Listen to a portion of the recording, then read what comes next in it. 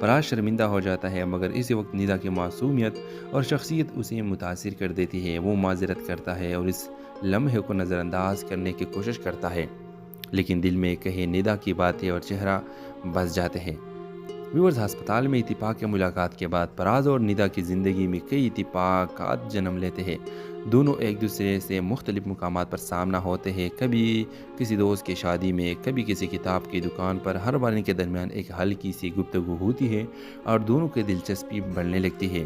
ندا اپنی شخصیت میں خود مختار اور حساس ہے، جبکہ فراز ایک ذمہ دار اور خیال رکھنے والا شخص۔ ان کے درمیان اختلافات کے باوجود محبت آہستہ آہستہ پروان چڑھنے لگتی ہے۔ کہانی میں موڑ تب آتا ہے جب آئزہ کو ندا کے بارے میں پتہ چلتا ہے۔ آئزہ اپنے بھائی کو سمجھانے کی کوشش کرتی ہے کہ ندا اس کے لیے صحیح انتخاب نہیں ہے، کیونکہ ندا کا ماضی ایک حادثے کی وجہ سے کافی پیچیدہ ہے۔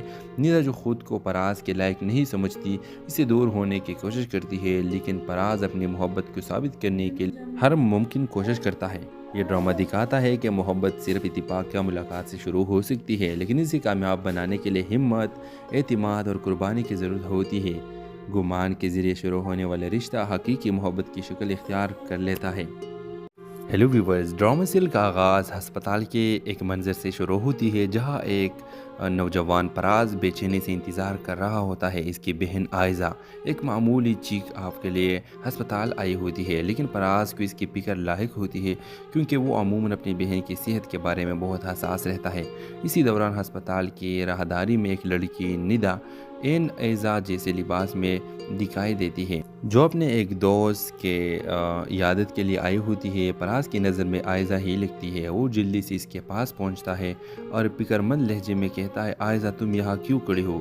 میں کب سے تمہیں ڈھونڈ رہا ہوں۔ ندا حیرت سے فراز کو دیکھتی ہے اور کہتی ہے، معاف کیجیے گا، شاید آپ غلط فہمی کا شکار ہو گئے ہیں۔